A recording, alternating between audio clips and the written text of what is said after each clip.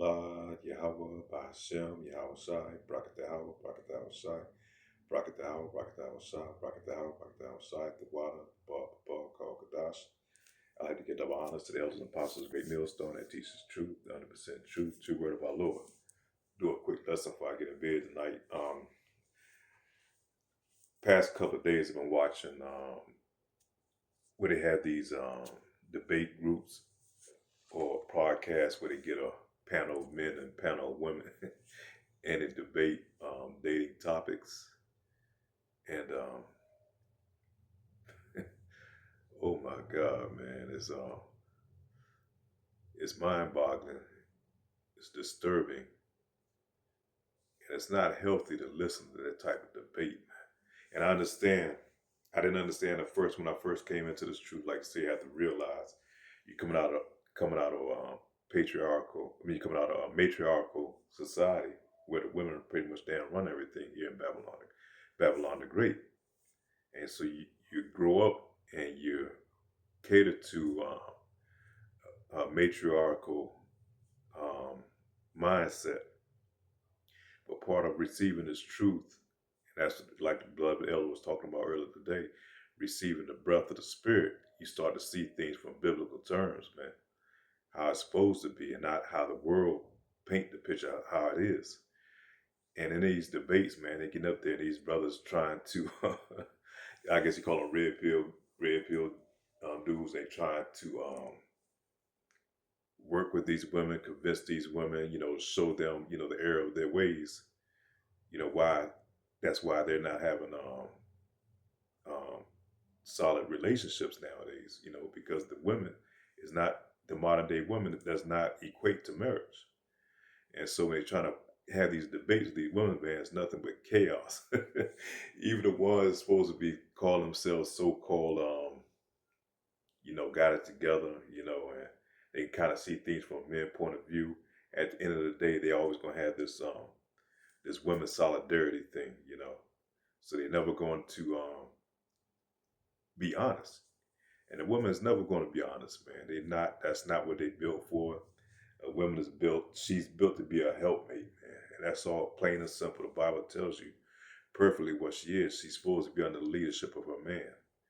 And these women out here, this modern day type women, man, is total destructive. Destructive to the community. It's destructive to society, especially to our nation. Um, Let me see.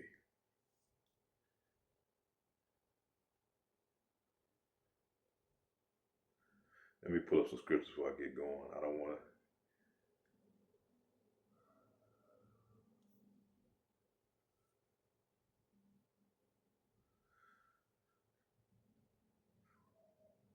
First of all, let's go to First Timothy chapter 2, verse 12. But I suffer not a woman to teach nor assert authority over a man, but to be in silence. And that's the problem, like say on these panels, man. If you sit there and watch some of those panels, man, they can't be quiet.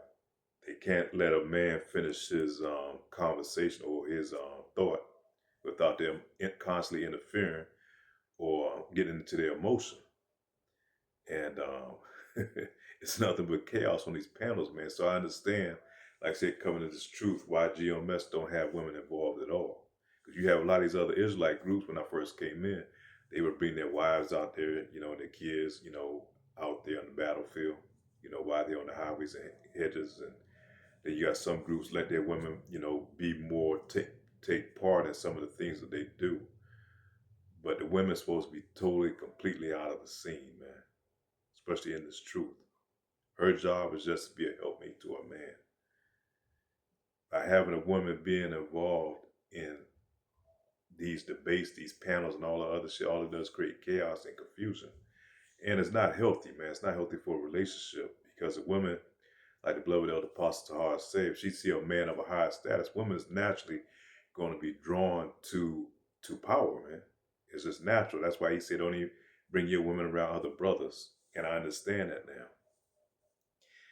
And you have to go back and really reevaluate everything that you learned about women, um, growing up because they teach you a whole lot. They teach you they teach you everything wrong about the women, man, here in Babylon the Great. And it's plain and simple. A woman really, they're beautiful when they're in there. It's a perfect piece of perfection when they're in their right state of mind, or how they're supposed to be. But that's very seldom and hardly even seen, especially in Babylon the Great. It's damn near it's a oxymoron, man. It's like a damn unicorn because they've been trained and they've been pushed and they've been um, infiltrated by Esau Edom, and he's been pushing this thing that a woman is above a man, and they push this matriarchal thing of women being the head and all that type shit, and just totally fucked with their mind. You have anybody that's weak, you take a nerd, man, and you give him power, man, they become dangerous. Same thing with a woman. She's the weaker vessel. So when you give her this power that she, in this society where it's set up, she's set for destruction, man. She'll destroy her own self. Let me go back and pull up another scripture, man.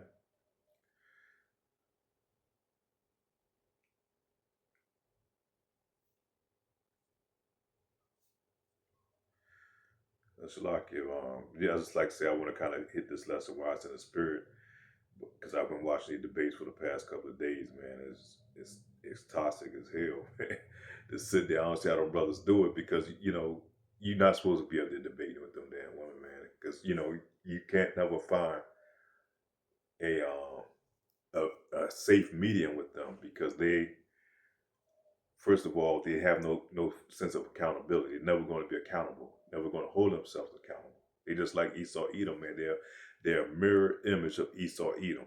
You know, they don't hold themselves accountable for anything and make a bunch of excuses about a bunch of nothing, man. A bunch of word salad. You let a woman talk, and she'll eventually gonna tell on herself because all she gonna do. A lot of them are very eloquent.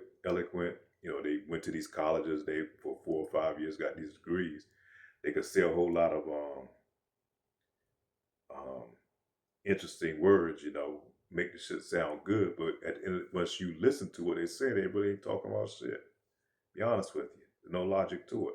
Just a bunch of word salad.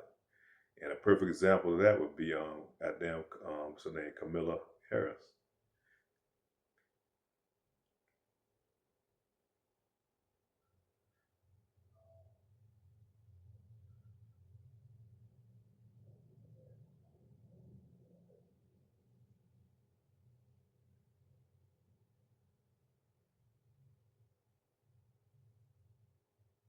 Give me 1 second, pull up the scripture real quick, Shalak, just bear with me. Because we're just going through the spirit on this. It's something, it's a topic I really want to talk about before I go to bed. Proverbs chapter 14, verse 1. Every wise woman buildeth her house, but a foolish plucketh it down with her hands. How does she pluck it down with her hands? With that mouth, first and foremost. A woman is supposed to not assert authority over the man, like the first scripture just told you. She's supposed to sit back and let the man run the show. But the problem, like I say, in society, a woman she thinks she has authority over a man, and that's Esau Edom. He knows what he was doing when he gave her that authority, man, because it's going to destroy the household.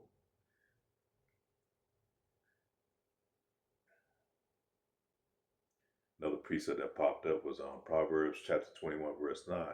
It is better to dwell in the corner of a housetop than with a brawling woman in a wide house, because you have this woman in your household, and once she goes off, and once she gets into her feelings, she can easily call 911, call the police. Once they get involved, the next thing you know, you 9 times out of 10, you're going to get arrested. They're going to arrest the man because they're going to look at her as the victim. When you go to court for the divorce proceedings, they're going to definitely reward everything on her behalf, man. And we see it happen time and time again, man. So the best thing, like Love Elder Pastor Tar said, don't even deal, especially with the nigga woman, man. She's the worst.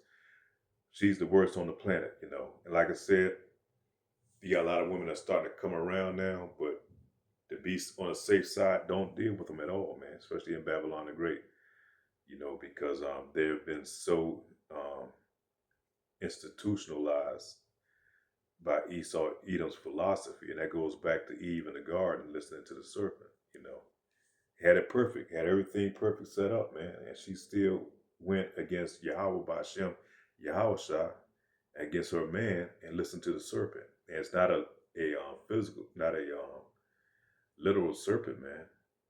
You know, he's talking about really a philosophy of another man, and that she brought that wickedness back to her man. She had everything set up perfectly, and you see that now today, man. Woman's never satisfied. That's why she go out here and she'll go cut off all her hair and put a goddamn wig on instead of wearing her natural hair. She put all these cosmetic shit on all on their face and their body, and where they get the thing, the BBLs and everything, man. All these things, which she's really the top woman on the planet in her natural state. But he done enchanted these women so bad, believing that they're the worst looking thing on the planet, and they see that every time they see themselves in the mirror, man. And this comes from that Hollywood, the magic shit they be watching on TV. They don't fuck with their mind. And like to say that once the TV came into the play, and the women, you know, they took them out of job and they was at home and be able to watch these stories and shit.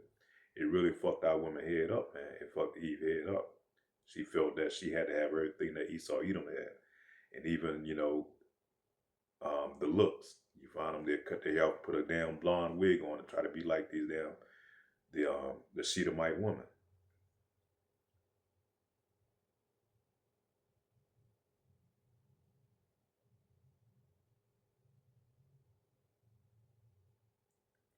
And a woman, she's devoid of wisdom. And I'll pull that scripture up too.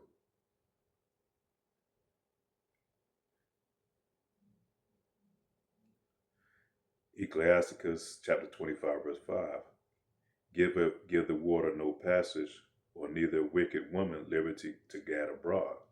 So you take all the restraints off of a woman, man, she's going to bring havoc. She's going to bring destruction. And we see that what she does to a lot of these young jakes that are brought up, these young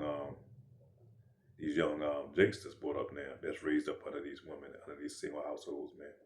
The boys and the girls, man, they set on self destruction because they have no order in the household. You know, they raised up in nothing but chaos up under these women.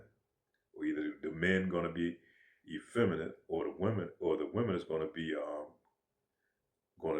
masculine, or they're going to be whores. You know, or the Jake man, if he's not going to be effeminate, well, he's going to be effeminate, but he's going to be an emotional state, man. He's going to be like a self-destructive time bomb.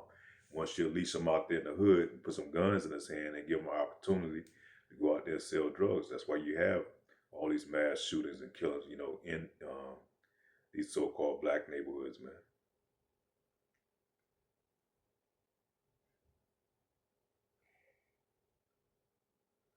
See, deprived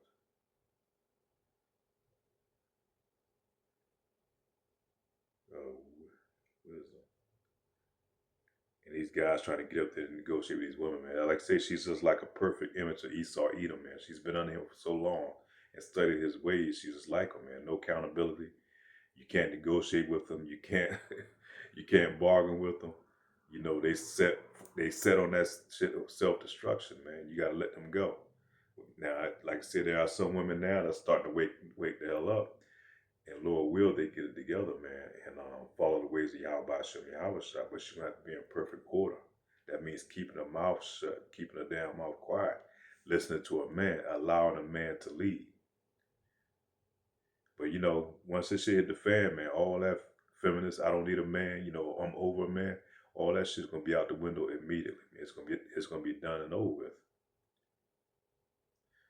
Ecclesiasticus chapter 25, verse 24. Of the woman came the beginning of sin, and through her we all die. That goes back, like I said, Adam and Eve, man.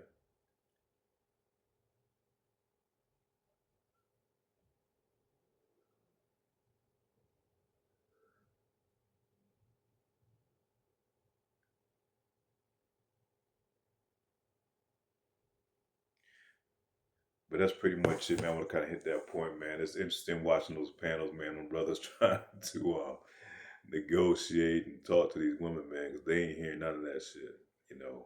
It's just nothing but chaos and confusion. You know, there's no dialogue with them.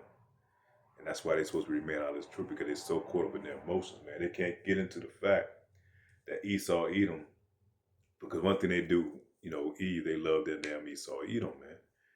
And she'll get in there and bring havoc and confusion because she's caught up in emotions, because she might have an Edomite that she's friends with and all that. And she can't get past that part. That's why this truth, man, is strong, man. It's like strong medicine. Only the strong gonna be able to